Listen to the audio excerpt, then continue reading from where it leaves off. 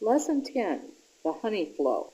In our area, the honey flow is when most nectar-producing plants are in bloom, and that time is usually the middle of June. Your hive needs to be ready since this is when most of the nectar will be produced. The rest of the blooming season will normally only provide enough feed to maintain the hive. Ensure your hive is strong going into winter. And that's step number one that is the most critical to help ensure a good, strong colony that can take full advantage of the honey flow. Supplemental feeding in the early spring is very important to help with brood rearing. What you want to have as a goal is about 50,000 bees ready for the middle of June and the honey flow. What is blooming? That's a question that we're frequently asked, and basically it is dependent upon the time of the year, the weather during that particular period of the year, and what kind of vegetation is in the area that you live in. Honeybees will fly up to 5 miles if they need to in order to forage, but they prefer to stay closer and prefer to go 2 to 3 miles if necessary. So the higher the concentration near your hives of plant resources, the happier bees will be and the less energy that they will use in gathering those supplies. Bees will access nectar from plants that are in your yard. They will access it from orchards. They will access from your neighbor's garden. And they will access it from agricultural crops if that is what is available to them. Basically, what you're looking for is access to nectar and pollen from April through September. While they'll enjoy the apple blossoms when they bloom, apple blossoms only last for approximately 2 weeks. They need something that will last throughout the whole season. So a variety of food sources is very important. There are many locations of opportunities for foraging on the part of honeybees.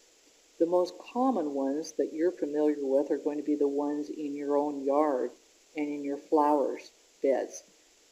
Those that you've provided, as well as the ones that your bees will access that your neighbors have provided. This is just a sample showing the different kinds of vegetation that they use throughout the growing season, and the variety, as you can see, is amazing.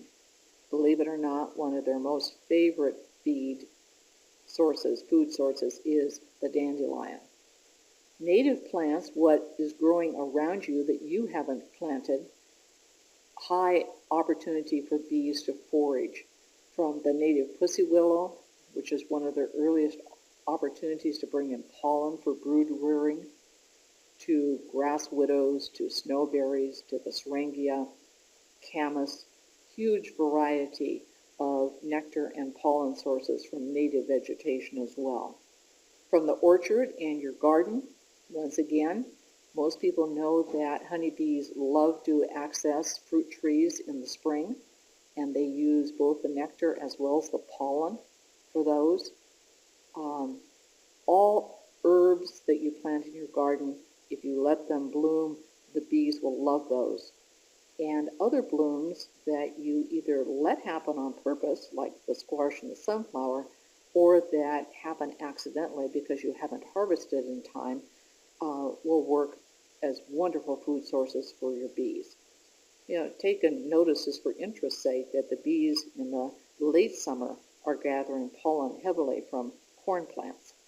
If you're in a more rural area, or if you have agricultural crops growing within that 2 to 5 mile range, your bees will definitely enjoy the sweet clover, canola seed, and alfalfa, if alfalfa is allowed to go to bloom. So a variety of food sources for your bees, and just be aware that it depends, again, it's on the weather.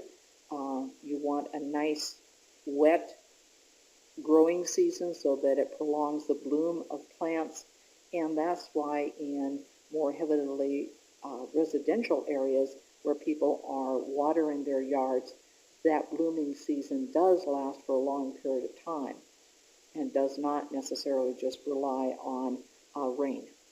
So residential areas are a good source of food for your honeybees. So in summary, what is the honey flow? It's the period of time when most plants are blooming. There's a high degree of nectar available for your bees.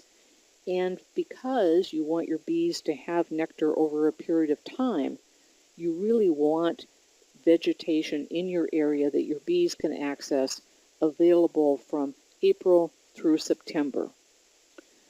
There's lots of different examples of what honeybees enjoy using for their nectar sources and their pollen sources. Take a look around your yard. Many of the common plants that you have growing are ones that your bees will enjoy. Our native plants are definitely of high interest to honeybees. The orchard and garden opportunities are high, and the bees will not stay just in your particular yard or orchard or garden, but they'll visit your neighbors as well. And then if you live in a rural area or in proximity to a rural area that have crops that honeybees enjoy, once again, their opportunities expand, and so will yours as far as having honey supplies come the summer and fall.